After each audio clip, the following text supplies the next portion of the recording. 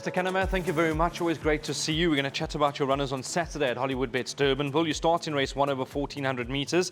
You got the coupling of number 1 Chief Runner as well as number 10 Green Ochra. Yeah, Chief Runner, I thought it was a good performance. His first run at Scottsville.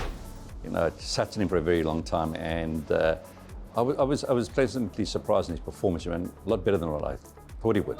And he moved up nicely to run second. How strong that Durban form is, those maiden plates, I don't know. But it was a good run. He can only continue to improve. I think Green Ochra was in need of his run the other day, and I'm sure that he'll continue also to improve. Won't be surprised to see him go miles, so you've got to include him in the exotic. So, yeah, both doing well. Fantastic, and we'll move along to the first leg of the pick 6, race number 4 over 1250.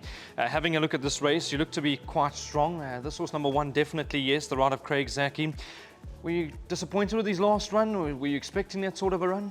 I was a little disappointed in that performance, because he came, it was his first run. It was only his first run at the Maidens, first time at Durbanville. He did gallop before he got into the float to come down to Cape Town, so I wasn't concerned about his fitness. That maiden he won wasn't. I think my boy Lollipop has been rolled ever since. Nevertheless, he was travelling well, and I just thought he would quicken up. Craig thought he was a little bit just lost on top of the straight. He was going to go nowhere near, but he kept rolling all the way to the line. And I best say that I think don't leave him out. But deep down I thought he would run a better race. It wasn't an easy race, and it's never easy first time out of the maidens. He came into the race with an 89 rating. Let's see how it goes on Saturday, but he's doing well. He looks well. Fantastic, and you backed up with number 10 Tsunami Warning. Sereno Mudley, great to see him in town. 118-day rest. I thought a lovely win from him last time. Yeah, he's had a break. As I did most the last 2 months of the season, as you know, because it was impossible to train yet. And I thought we'll bring him out in the springtime. It's sharp for him. He wants more, and I think he's matured nicely, but I think he'll need a run at his belts. Race number 5 over 2,000 metres. Also, I'm excited to see number 7 Fire Flare. He looks to stay well. His KZN form looks to be good. Yeah, he's got solid form. Over this trip he stays well. He ran a very good race last time, and you can't leave him out. He travelled well. He's tough, and just hope they just got a nice galloping pace for him. But yeah, he's in good shape. I think he'll be a good run in quite a competitive open field, should I say. Then race number 6 over 1,600 metres. We've spoken at length about the source of air, number 10 Industrial Strength. He looks to be a very nice colt, and I thought also a good win last time. Yeah, nice type of horse. Kaya Stables, Lady Ladle's been very patient with him. He had a lot of issues with him. That's why he only had his first run at the end of his 3L career, which was a very good run over 1,200 metres from a bad draw, I think, behind the Shepherd, who came in and ran, placed in a Group 1, I think, after that. So that was nice form. Although he was older than the Shepherd, but his next run he ran in a maiden plate. Wasn't a particularly strong race too, but he couldn't do more than that. And I think he'll get the mile. Although it's quite a speedy female line, quite a lot of speed in that family. I think he's going to go a mile. He's looking for it. Never easy first run at the maidens. Comes off a 78 rating, just fine. It's a 4-year-old. They get the mile, big field. Always concerns me first run out the maidens, but a nice type of horse, you can't leave him out. Great, then race number 7 over 1,400 metres. You've got number 5 Gimmy's Countess. Sereno Mudley gets the ride.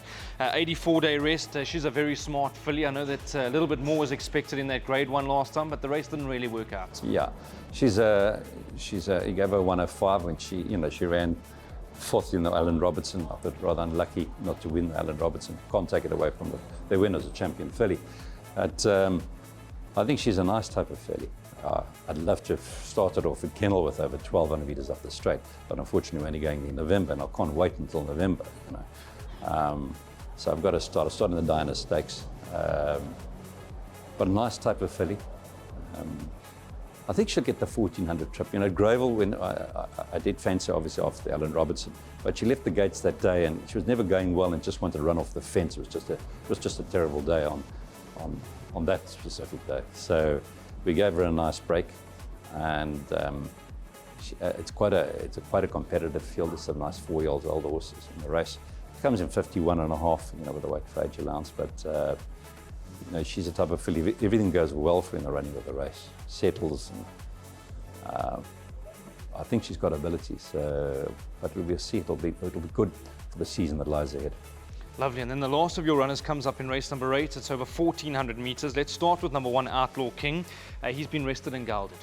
Yeah, he had a long rest. You know, he was one of the top 2-year-olds this season for 106. When he only had one run, he came down to Cape Town and he had one run. But from the time I brought him back, he just had issues. And one issue after another, and that's why he hasn't raced for quite some time. And I just said to the syndicate members, there's only one thing, we've got to put him away. Took him to Durban. He just wasn't doing well. He wasn't thriving at all. We had gelded him during the summer here. And sometimes when they're just not thriving, you've got to give them time until it turns. And towards the end of the Durban, he was not to turn. Couldn't get a run at his belt. Brought him back here. So, number 106, where do you run him? Where do you start? As I say, you've got your season that lies there. You know, when you look again, it's October, November. It's here, December. So, he's a lovely mover, and I've tried to give him as much work as I can, but I think a run will do him good and bring him to where I want him to be. If he ever runs back to his 106, the races will tell us. You got number 8, Give Me a Prince. We're very excited to see him back at the races. 357 days off the track. His last one was in the Matcham Stakes behind a very good horse in the form of Charles Dickens. Yeah, I think, you know, he's a 130. He's probably the highest rated sprinter in the country. Probably one of the best sprinters in the country. Just unfortunate, you know, when I brought him back from Durban, and I gave him a break and I ran him in that race, and he wasn't quite ready, but I thought, let me get around at his belt, you know, to bring him where I want him to be. And he ran a great second, and unfortunately cracked his knee in that race. That's why he hasn't run for quite some time. He's always also needed a lot of love and attention to keep those knees going. He's a tremendous racehorse. And we rested him, and we gave him a long time, took him up to Durban, we still gave him more time. Brought him back. You know, what I've done with him now, because once again, getting ready for the season, you know, what should be taking me 3 months, I'm basically trying to do in 6 weeks to get him on there and get him ready for those feature races that lie during the summer. But as I said, you know, he still looks round, he looks soft. But, you know, when those horses, they rise to the occasion, you know. 130, but I probably think I'd never leave him out the exotics, but I would think he's going to be in need of a run, and we've always got to see how he pulls up after this race. And I'm hoping everybody was asking for the rain to go away, but you know, the course has gone from one extreme to another. You know, 2 weeks ago, or a month ago, you couldn't race there. 2 weeks ago was as firm and hard as anything, and the Trommers running 21 average, so I believe there's a little bit of light rain coming on Saturday, Friday. I hope we have it just to take a little sting of the ground for him. But long story about him, but he's a very, very smart horse. Don't leave him at the exotics. But if he pulls up sound, I think he's got a great summer that lies ahead. Yeah, we're really looking forward to having him back at the races. And the last of your runners in that race, Mr. Kannemeyer, is number 11, Teflon Man. You must have been very happy with his season in KwaZulu-Natal. He looks to be a nice sprinter in the making. Very, very nice type of horse. Good race in the Merchants. Okay, came with a nice galloping weight in the Merchant, but finished it off very strongly. You know, I also won the summer season races like the Merchants and things like that. I've got to start somewhere with him.